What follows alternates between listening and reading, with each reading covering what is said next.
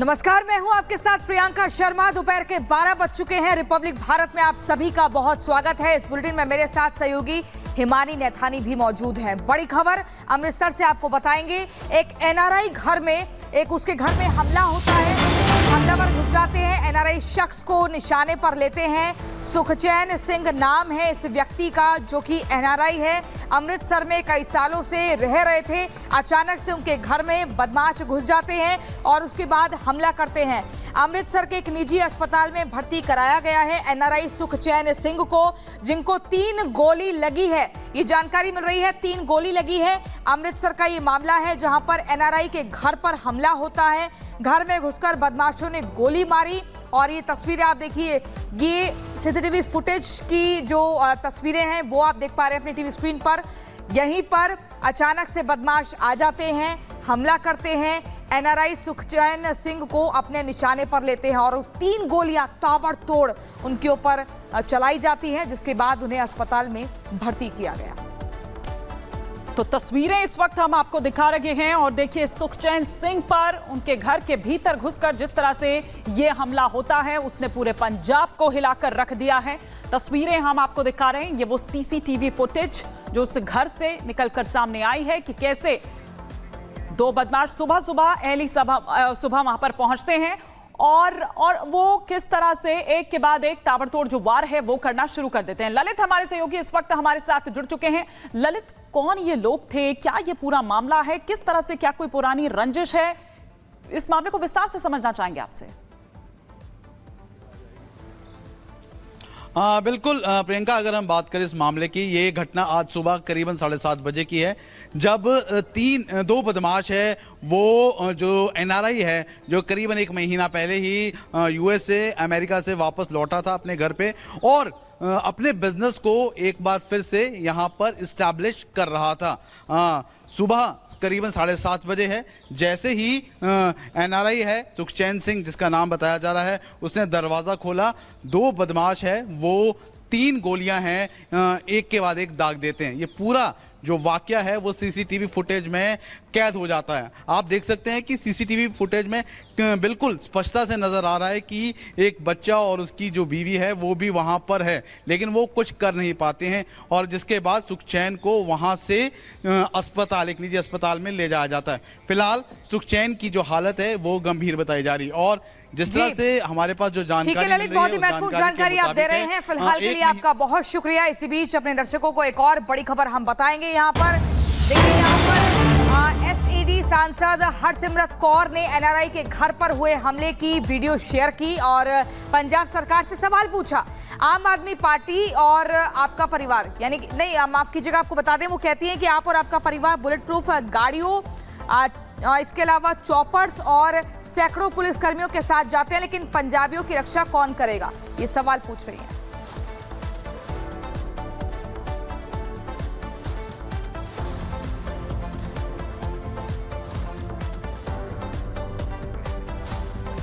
तो हरसिमरत कौर बादल, शिरोमणि अकाली दल की सांसद, आपको बता दें कि उन्होंने ये एक वीडियो ट्वीट कर पूछा है, ये वीडियो भी शेयर किया और साथ ही साथ ट्वीट कर ये पूछा है सरकार से कि पंजाबियों की रक्षा कौन करेगा।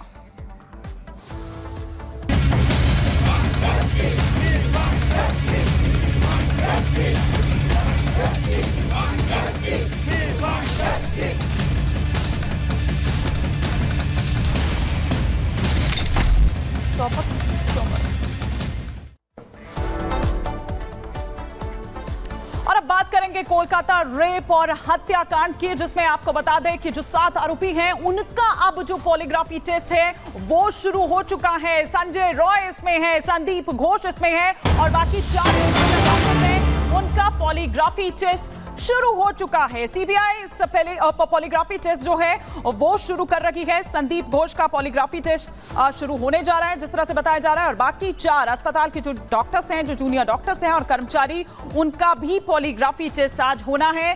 संजय रॉय का भी पॉलीग्राफी टेस्ट होना है। जेल के भीतर ही होने जा रहा है ये पॉलीग्राफी टेस्ट, बल्कि शुरू हो चुका है।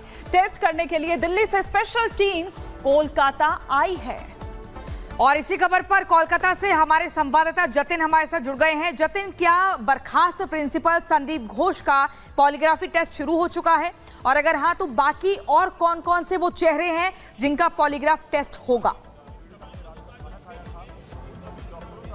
आज बिल्कुल देखिए, जो जानकारी मिल रही है 7 लोगों का पॉलीग्राफी टेस्ट जो है वो कंडक्ट कराया जा रहा है। मेरे पीछे आप ये सीबीआई दफ्तर देख रहे हैं, इसी दफ्तर में 6 लोगों का पॉलीग्राफी टेस्ट जो है वो किया जा रहा है, जिसमें पूर्व प्रिंसिपल संदीप घोष शामिल हैं, आरजीकर मेडिकल कॉलेज के वो 2 डॉक्टर शामिल हैं जो कि उस रात डिनर में विक्टिम के साथ मौजूद थे, एक इंटर्न उसके अंदर शामिल है, साथ ही एक सफाई कर्मी शामिल है और एक सिविक वॉलंटियर। ये 6 ऐसे लोग हैं जो कि इसी सीबीआई दफ्तर में उनका जो पॉलीग्राफी टेस्ट है वो किया जा रहा है। लेकिन इस मामले में जो मुख्य आरोपी है संजय राय, उसका जो पॉलीग्राफी टेस्ट है वो बंगाल कोलकाता के अंदर जो जेल है वहां पर किया जा रहा है। संजय राय दरअसल 21 नंबर सेल में बंद है और वहीं पर ही उसका पॉलीग्राफी टेस्ट किया जा रहा है। आपको यह भी बता दें कि सीबीआई ने स्पेशल टीम इसके लिए दिल्ली से बुलाई है। कल देर रात वो टीम पहुंच गई थी, तमाम इक्विपमेंट्स उनके पास से, और वो इक्विपमेंट को लेकर एक बकायदा 6 रूम के अंदर अलग अलग सेटअप्स लगाए गए हैं। उन सेटअप्स के जरिए जो पॉलीग्राफी टेस्ट है वो यहाँ पर जो कंडक्ट है वो कराया जा रहा है। आपसे ये समझना चाहेंगे कि एक पॉलीग्राफी टेस्ट में कितना वक्त लग सकता है, और चूंकि 7 पॉलीग्राफी टेस्ट होने हैं, आज ही ये क्या हो जाएंगे या फिर कल तक भी हम माने कि ये सिलसिला खींचेगा, या जैसे आप कह रहे हैं कि 6 सेटअप तैयार किए गए हैं तो क्या 6 के 6 का एक साथ हो रहा है? कितना वक्त एक पॉलीग्राफी टेस्ट में? आज बिल्कुल देखिए, इसमें कम से कम 1 घंटे का समय लगता है और मैक्सिमम जितने आपके सवाल हैं उसको लेकर पूरा डाटा जो है वो एनालाइज किया जाता है। जिस तरीके से मैं आपको बता रहा था कि ये पूरा एक प्रोसेस है। सबसे पहले काउंसलिंग की जाती है, सवाल जवाब जो है वो पूछे जाते हैं, एक बेसिक सवाल जवाब पूछे जाते हैं। उसके बाद जो इक्विपमेंट्स होते हैं उनको बॉडीज पर अटैच किया जाता है। आपकी नर्व पे एक जो पैच है वो लगाया जाता है, एक हार्ट के पास पैच लगाया जाता है, बीपी मॉनिटर करने वाली जो मशीन होती है उसको आपकी बाजुओं पे इंस्टॉल किया जाता है और उसके बाद सवाल जवाब का जो दौर है वो शुरू किया जाता है। जो पैरामीटर, जो ग्राफ उस मशीन के अंदर शो करते हैं वो इंडिकेट करते हैं कि आप जिस सवाल का जवाब दे रहे हैं उसमें आप कितने कॉन्फिडेंट हैं, कितनी आपकी हार्ट बीट है, और अगर किसी क्रूशियल सवाल का जवाब देते हैं तो उसमें आपका ब्लड प्रेशर बढ़ा या बिल्कुल लो हो गया। ये तमाम ऐसी चीजें हैं जिसको मॉनिटर किया जाता है और उसी आधार पर यह तय किया जाता है कि आरोपी क्या कुछ छुपा रहा है या वो जो कुछ कह रहा है वो बिल्कुल कॉन्फिडेंट और बिल्कुल नॉर्मल तरीके से जब हम बात करते हैं उस तरीके से बोल रहा है। लेकिन इस टेस्ट को कंडक्ट कराने से पहले एक मेडिकल टेस्ट भी किया जाता है। उस मेडिकल टेस्ट में तमाम पैरामीटर्स चेक किए जाते हैं कि टेस्ट से पहले उसका जो बॉडी टेम्परेचर कितना था,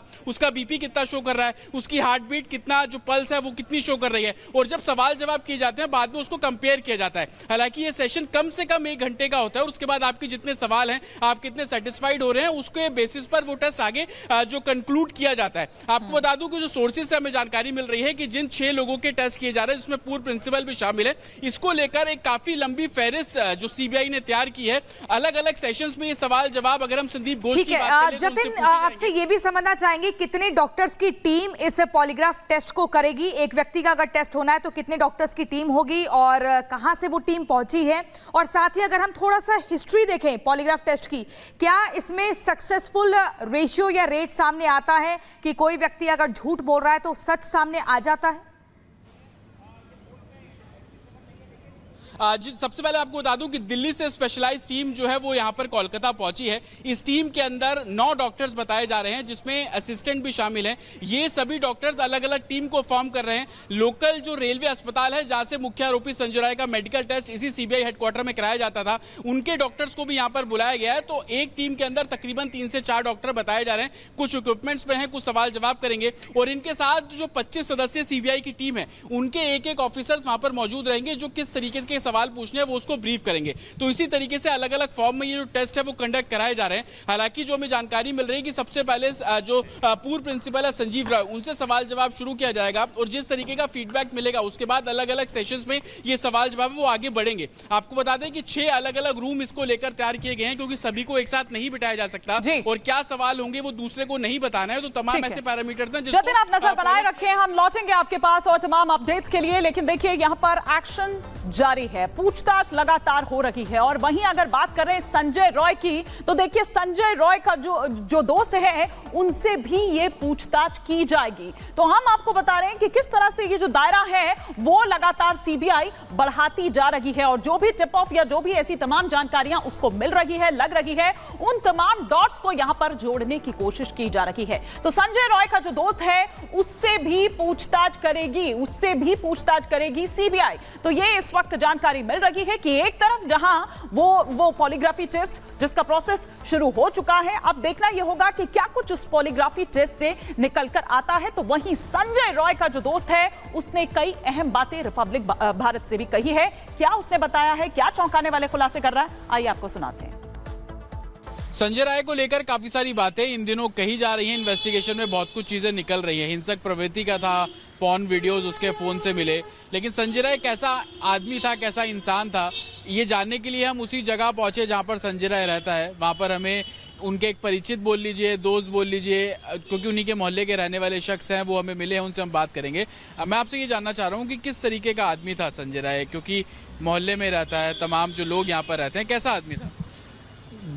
जैसा कि हम लोग यहाँ लोकल एज बिंग लोकल हम लोग जानते हैं उसके अबाउट में कि वो first of all character less है, फ्रॉड है, देन चीटर भी है, ठीक है, और मतलब ड्रंकर भी है और काफ़ी लोगों को चीट भी किया है और सेक्स के प्रति बहुत ही एडिक्शन रहता था और ईगर भी रहता था। तो आपने बताया कि वो कैरेक्टर लेस है, क्या महिलाओं जो यहाँ से गुजरती थी गली मोहल्ले से, उनके साथ भी छेड़खानी किया करता था वो? नहीं, एक दो बार इस तरह का घटना घटा तो उसके लिए यहाँ पे लोकल पनिशमेंट मिल गया। हाँ, इस तरह का वारदात हुआ था तो उसको पनिशमेंट भी मिला था। अक्सर शराब के नशे में रहता है? अक्सर, मतलब वो एक बोतल खत्म हो जाए, यदि उसके पास पैसा है तो वो सेकंड बोतल भी आएगा, अब वो उसको पिएगा। लगातार नशे में ही रहता है? नशे में। अच्छा, पुलिस में काम करता है, क्या लोकल लोगों को क्या बोलता है? क्योंकि पुलिस तो कहती है वो हमारे साथ था नहीं, सिर्फ वॉलंटियर था। यहाँ पे क्या कि पुलिस में हूँ मैं, इस तरीके का रौब जमाता है? मैं जहाँ तक कि उसको जानता हूँ कि वो पुलिस के अबाउट में आप उसको बोल रहे हैं कि वो सिविक वॉलंटियर है, उसका किसी भी तरह का उतना मतलब ना उसके पास इंफॉर्मेशन है ना राइट्स है, बट फिर भी वो जो काम कर सकता था वो अच्छा बंदा पोस्ट में रहने के बावजूद भी नहीं कर पाता था। वो उसके अंदर गट्स भी बहुत है और सुपीरियर पावर उसके पास था, लेकिन झगड़ता था सबसे। यहाँ पे झगड़ता था, मतलब बोल सकते हैं झगड़ता ही था। और किसी से यदि वो बदला लेना चाहता तो वो झगड़ के कर लेता था। यदि कोई इसका सामने यदि वीक है और उसको चाहता है उस पर चढ़ाई करना तो वो चढ़ाई कर पाता था, कर लेता था। आपने बताया सेक्स एडिक्ट है, कैसे, मतलब इसी तरीके की गाली गलौज या क्या, किस तरीके से सेक्स एडिक्ट है वो? मतलब लड़कियों को खुद धक्का मार के लड़की जब तक बोलेगी उससे पहले वो काउंटर में बोल देता कि अंधी हो गया है। अच्छा, मतलब इस तरीके की हरकतें वो गली मोहल्ले में करता था, धक्का देना? हाँ, अपने एरिया से बाहर ही करता था। अच्छा, यहाँ पे जो रेड लाइट एरिया है